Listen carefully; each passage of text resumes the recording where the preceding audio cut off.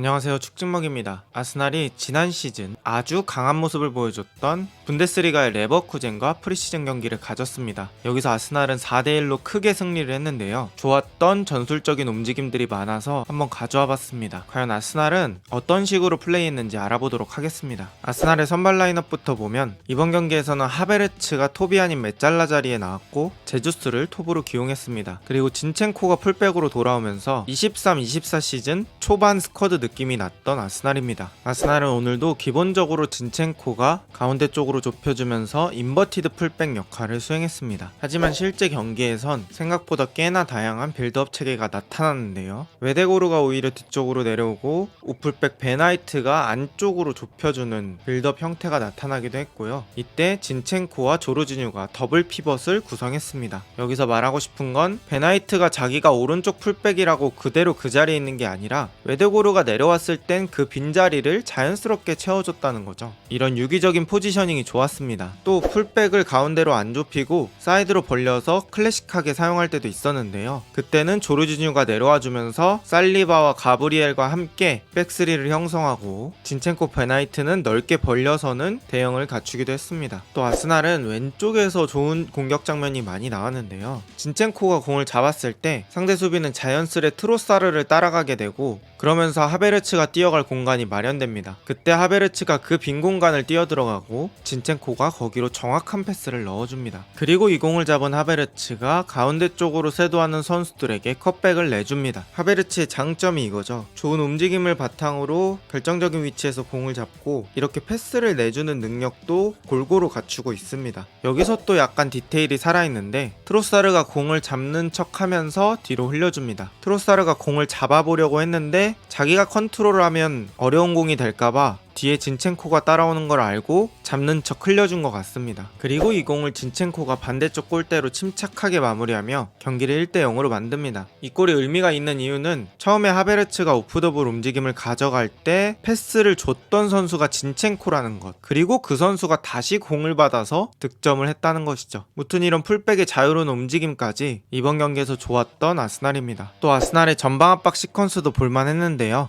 제주스, 하베르츠, 웨데고르가 각자의 맨투맨을 정해놓고 상대의 짧은 패스가 뒤에서 못 나가게 열심히 마크합니다. 그래서 레버쿠젠 키퍼가 앞쪽에 있는 선수에게 공을 주지만 바로 다시 키퍼에게 공이 돌아가죠. 그래서 키퍼는 앞쪽에 있는 선수에게 공을 배달하고 거기서 트로사르가 이 공을 가로챕니다. 아스날의 뛰어난 압박 시스템을 보여주는 장면이죠. 그리고 이 역습에서 이어진 공에서 트로사르가 슈팅하는 척하면서 오른발 쪽으로 공을 접습니다. 그리고 트로사르가 마무리. 경기는 2대0이 됩니다. 첫 골은 패스 플레이, 두 번째 골은 전방 압박으로 인해서 이루어진 골. 이 두 골이 모두 아스날의 색깔이 드러나는 골이었습니다. 또 왼쪽 측면에서의 유기적인 움직임이 상당히 많았는데요. 진첸코가 풀백 쪽에서 가운데서 빌드업 할 때도 있고 지금 그림처럼 왼쪽 사이드로 바짝 벌려서 플레이할 때도 있었습니다. 그때 또 하베르츠는 조르지뉴와 더블 피벗을 맞추기 위해 아래서 내려와서 공을 풀어주는 장면도 있었고요. 이렇게 약간 땅 따먹기처럼 누군가가 어떤 공간으로 들어가면 다른 사람이 채워주고 누가 또 나가면 다른 사람이 채워주고 이런 식의 움직임들이 반복되었습니다. 그리고 또 아스날은 측면에서 기가 막힌 전개 과정을 보여줬는데요. 후방에서 공이 돌아가고 있을 때 진첸코가 안쪽으로 뛰어들어가다가 레버쿠젠 수비의 뒷발에 발등이 밟힙니다. 그때 진첸코는 밟힌 발을 아파서 만지고 있죠. 거기다가 언더래핑을 가져가는 트로사르입니다. 우리 팀 동료의 아픔을 플레이적인 이득으로 바꾸고 있는 미친 트로사르죠. 그리고 또 트로사르의 부상 언더래핑을 눈치챈 웨데고르는 기가 막힌 패스를 넣어줍니다. 전부 다 한통속이었습니다. 그리고 그 공을 받은 트로사르가 안쪽에 있는 웨데고르에게 패스. 웨데고르는 슈팅을 날려보지만 아쉽게 빗나갑니다. 또 전방 압박에서도 좋은 모습을 보여줬던 아스날인데요. 순간적으로 많은 선수가 구석에 몰리면서 측면에서 5대4 수적 우위를 이끌어내고 레버쿠젠의 볼 전진을 쉽게 허용하지 않습니다. 그리고 제주스의 추가골로 전반은 3대0으로 종료됩니다. 후반전엔 여러 명의 선수들이 교체 투입되었는데요. 진첸코의 역할을 루이스 스켈리라는 어린 선수가 맡게 되었고요. 파티와 라이스도 투입되었습니다. 스켈리가 왼쪽 풀백이지만 안으로 들어와서 빌드업을 도와주기도 하고 그렇게 해서 빌드업 숫자가 모자랄 땐 조금 올라가 있던 라이스가 내려오면서 공을 받아줄 채널을 늘려줬습니다. 후반전에 파비오 비에이라 대신 들어온 사카 역시 자신의 존재감을 드러냈는데요. 왼쪽 측면에서 드리블 치면서 한 명을 제쳐내고 안쪽으로 컷백을 내주는데 이게 레버쿠젠 선수가 걷어내다가 제대로 걷어지지 않았습니다. 그리고 이 루즈볼을 하베르츠가 마무리하며 경기는 4대 0이 됩니다. 후반전에 진첸코 역할을 했던 스켈리가 나름 괜찮았고, 스켈리가 공 줄 곳이 없을 때 왼쪽 메잘라 내지는 박스투박스 역할을 수행했던 라이스가 가끔씩 내려와주면서 공을 받아주는 이런 장면도